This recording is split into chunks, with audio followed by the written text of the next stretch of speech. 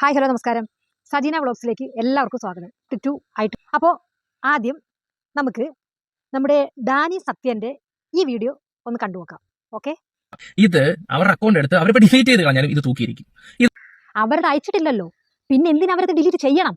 അവർ delete ചെയ്യത്തില്ല, ഇതുവരെയ്ക്കും ചെയ്തിട്ടുമില്ല. കാരണം അവരതിന്ന് അയച്ചിട്ടില്ലല്ലോ. എന്തെങ്കിലും മനസ്സിലായോ?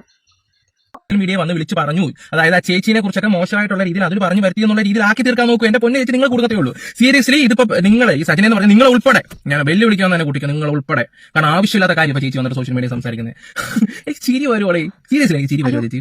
ചിരിയും പുച്ഛം മാത്രമേ. അവർ പിന്നെ ഞാൻ സോഷ്യൽ മീഡിയയിൽ വന്ന ആവശ്യമില്ലാത്ത കാര്യങ്ങളാണല്ലോ സംസാരിക്കുന്നത്. താൻ എല്ലാ ആവശ്യമുള്ള കാര്യങ്ങളുമാണ് സംസാരിക്കുന്നത്. താൻ എന്താ പറഞ്ഞത്? എൻ്റെ കാര്യം പറയുമ്പോൾ എന്നോട് ചിരിയും പുച്ഛവും മാത്രമാണെന്നാ എന്ന് പറഞ്ഞ താൻ ആരാ? ലോകമെമ്പാടും ആരാധിക്കുന്ന മഹാത് വ്യക്തിയല്ലയോ? തന്നോട് ആർക്കും പുച്ഛവും ഇല്ല, പരിഹാസവും ഇല്ല, ഒന്നുമില്ല. ഇടയ്ക്കിടയ്ക്ക് ആ മെസ്സേജ് ഒക്കെ എടുത്തൊന്ന് ചെക്ക് ചെയ്ത് നോക്കാൻ എൻ്റെ ഇഷ്ടാ. അടുത്ത വീഡിയോ ഉണ്ടല്ലോ. അത് ഡിലീറ്റ് ചെയ്തിട്ടായിരിക്കും വരുന്നത്. അവർക്ക് അറിയത്തില്ലല്ലോ ഇതൊക്കെ റിക്കവർ ചെയ്യാൻ പറ്റുമെന്ന്. ആ സമയത്ത് ഉറപ്പാണ് ചേച്ചീനെ എന്തായാലും വേറെ ആരെ വിളിച്ചില്ലെങ്കിൽ ഞങ്ങൾ ചേച്ചീനെ വിളിച്ചിരിക്കും. തെളിവ് സഹിതം അന്ന് കാണുന്ന ഈ ധൈര്യമൊക്കെ സോഷ്യൽ മീഡിയ നല്ല ഗത്തായിട്ട് ചേച്ചി സംസാരിക്കുന്നുണ്ടല്ലോ. പറഞ്ഞത് ശരിയാ കേട്ടോ. അവർ ഈ ലോകത്തൊന്നും അല്ലല്ലോ ജീവിക്കുന്നത്. കാരണം ഡിലീറ്റ് ചെയ്ത മെസ്സേജൊക്കെ റിക്കവർ ചെയ്യാൻ അറിയാൻ അവരൊക്കെ വെറും ഉണ്ണാക്കന്മാരല്ലേ. നീയൊക്കെ മഹാവ്യക്തികൾ, ഭയങ്കര ബുദ്ധിശാലികൾ. ഒന്ന് പോയി. എന്തായാലും വേറെ ആരെ വിളിച്ചില്ലെങ്കിൽ ഞങ്ങൾ ചേച്ചീനെ വിളിച്ചിരിക്കും. താങ്ക് യു കേട്ടാ. വേറെ ആരെ വിളിച്ചില്ലേലും എന്നെ വിളിക്കണം കേട്ടോ, ഞാൻ കാത്തിരിക്കും. പിന്നെ പറഞ്ഞല്ലോ ചേച്ചിയുടെ ഈ തൻ്റെയുടെ കാരണം സോഷ്യൽ മീഡിയ നല്ല ഡെപ്തായിട്ട് സംസാരിക്കുന്നെന്ന്. മോനെ, ചേച്ചി ഇന്നലെയോ അല്ല സംസാരിക്കാൻ തുടങ്ങിയത്, അതും ഈ ഡെപ്തായിട്ട്. കാരണം സ്വന്തമായിട്ട് സ്ക്രിപ്റ്റ് എഴുതി ഒരു 10-15 മിനിറ്റ് നേരം ഒരു ഫ്ലോറിൽ നിന്ന് സ്റ്റാൻഡപ്പ് കോമഡി അവതരിപ്പിക്കാൻ കഴിവുള്ള, അല്ലെങ്കിൽ സ്റ്റാൻഡപ്പ് കോമഡി അവതരിപ്പിച്ചിട്ടുള്ള ഒരു വ്യക്തിയാണ് ഞാൻ. അപ്പോൾ പിന്നെ ഇത്ര ഡെപ്തിലെങ്കിലും ഞാൻ സംസാരിക്കണ്ടേ? എന്നെ അറിയണമെങ്കിൽ ഒന്ന് സെർച്ച് ചെയ്ത് നോക്ക്. അമൃത ചാനൽ എടുത്ത് നോക്കിയാലും മതി. അമൃത ചാനലിലെ ഫണ്ട്സ് അപ്പോൺ എ ടൈം എന്ന് പറഞ്ഞ പ്രോഗ്രാം എടുത്ത് നോക്കിയാലും മതി. ചേച്ചിയുടെ ഡെപ്ത് അറിയാൻ പറ്റും. ഓക്കെ, അയ്യോ അടുത്ത വീഡിയോ കണ്ടു നോക്കിയാലോ. കാരണം വെച്ചാൽ ഇത് ആവശ്യമില്ലാത്ത ഒരു പെണ്ണെന്ന് പറഞ്ഞിട്ട് എന്ത് തോന്നിയ ദിവസം വിളിച്ച് പറയാന്നുള്ള രീതി ഒന്നും നടക്കില്ല എന്റെ പൊന്നെ ചേച്ചി. ഓഹോ, അതൊരു പുതിയ അറിവാണല്ലോ. അല്ല, ആണുങ്ങളാണെന്നും പറഞ്ഞ് എന്ത് ചെറ്റത്തരം പറയാന്നാണോ?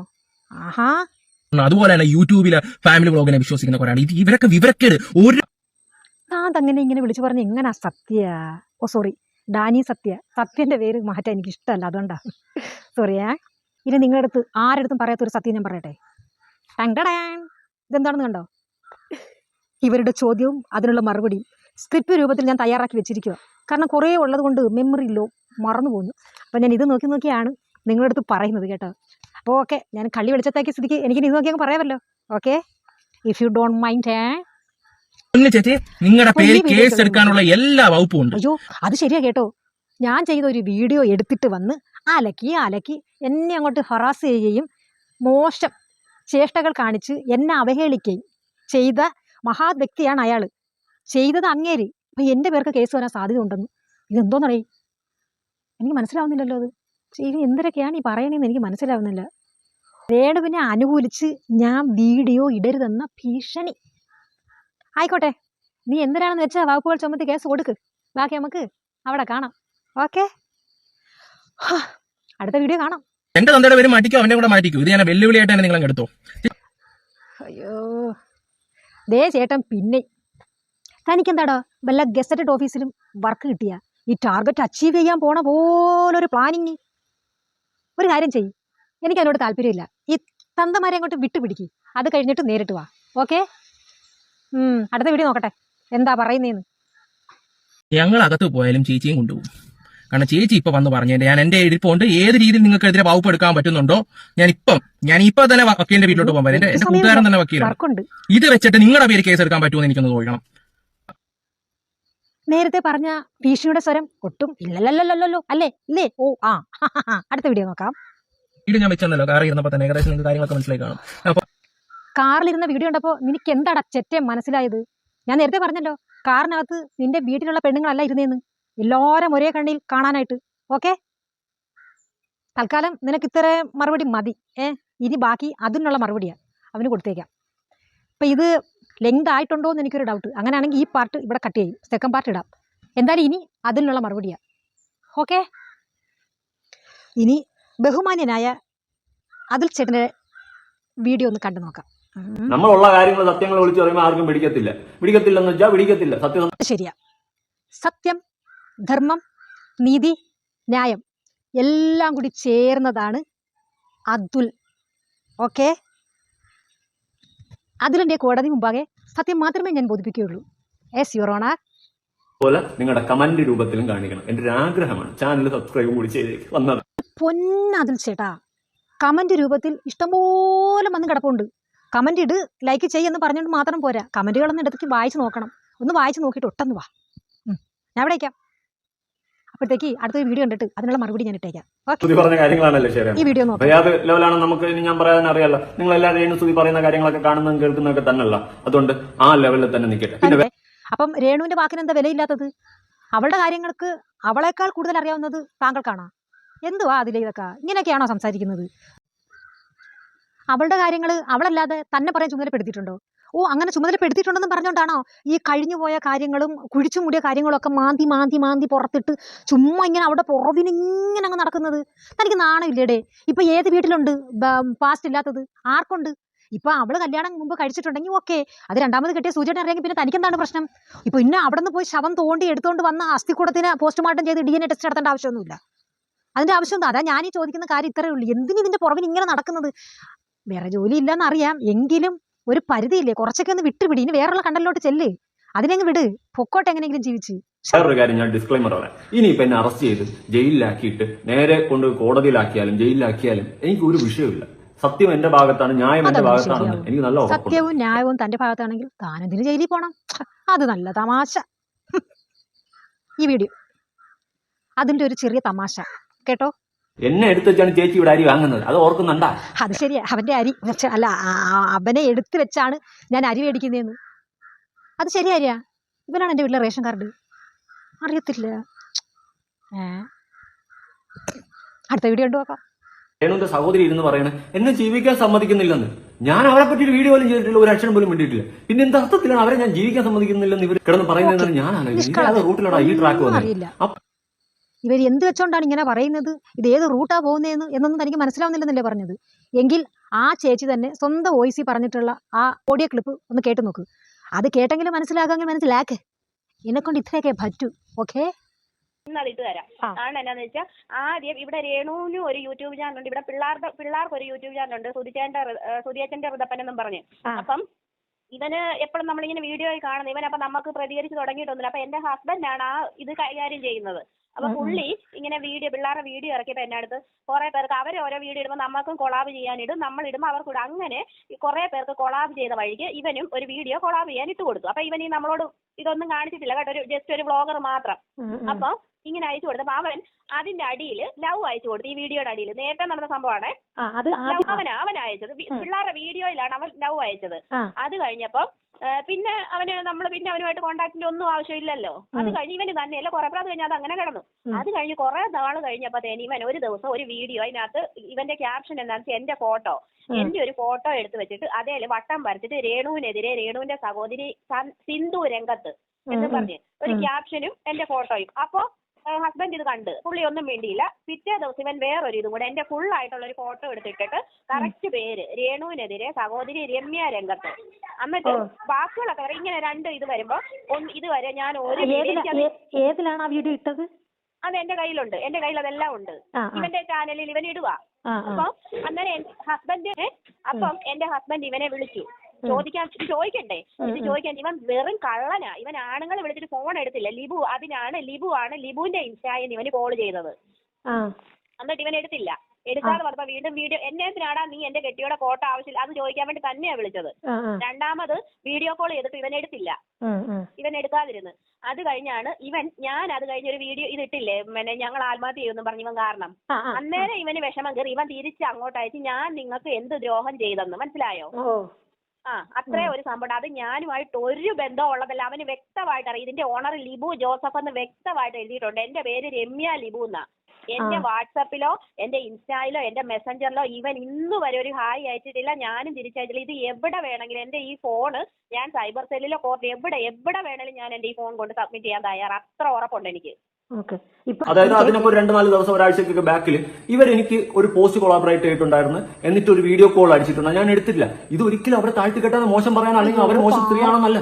ഇങ്ങനൊന്നും അല്ലായിരുന്നല്ലോ ആദ്യം ഇട്ട വീഡിയോയിൽ പറഞ്ഞിരുന്നത്. മറന്നുപോയോ? എങ്കിൽ ആ വീഡിയോ ചെന്ന് ഒന്നും കൂടെ ഒന്ന് കണ്ടു നോക്ക്. ഓക്കെ.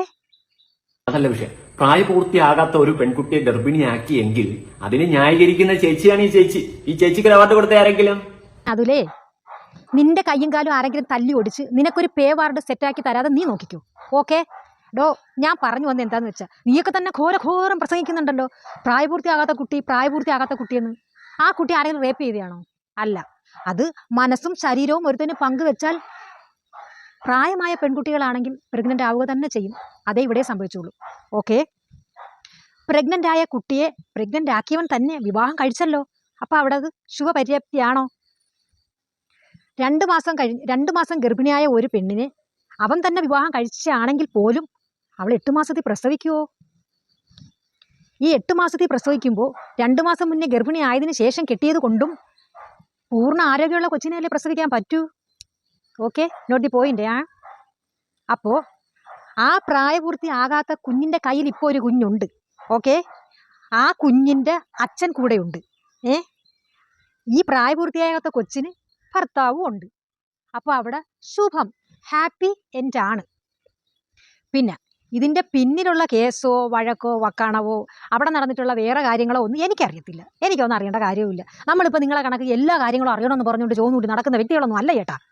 ഇത് നിങ്ങൾ ഈ പ്രായപൂർത്തിയാകാത്ത കുട്ടി പോക്സോ കേസ് നിങ്ങൾ തന്നെ ഘോരം പ്രസംഗിച്ചിട്ട് എൻ്റെ ശുഭമായിട്ട്, അതായത് ഹാപ്പി ആയിട്ട് എൻഡായി പോയ ഒരു കാര്യത്തെ വീണ്ടും എടുത്തിട്ട് പ്രായപൂർത്തിയാകാത്ത കുട്ടി എന്ന് പറഞ്ഞുകൊണ്ട് ഇങ്ങനെ പറയുമ്പോൾ ആ കുട്ടിക്ക് തന്നെയല്ലേ ഇതിൻ്റെ നാണക്കേട്. അതും സമൂഹത്തിൽ ജീവിക്കാനുള്ളതല്ലേ. അതിൻ്റെ ആ ഒരു സമയത്ത് എന്ന് പറഞ്ഞാൽ ആ ഒരു പിന്നെ പ്രായത്തിൻ്റെ പക്വത ഇല്ലായ്മയിൽ തോന്നിയ ഒരു ബുദ്ധിമോശം ആ കുട്ടി കാണിച്ച് അതിന് ജീവിതം അവസാനം വരെ ഇതിനെ ഹറാസ് ചെയ്യണോ? നിങ്ങൾക്ക് വേണ്ടുന്ന കണ്ടന്റ് കിട്ടി, നല്ല വ്യൂ കിട്ടി, ഓക്കെ, ബാക്കി കാര്യങ്ങളൊക്കെ സെറ്റായി.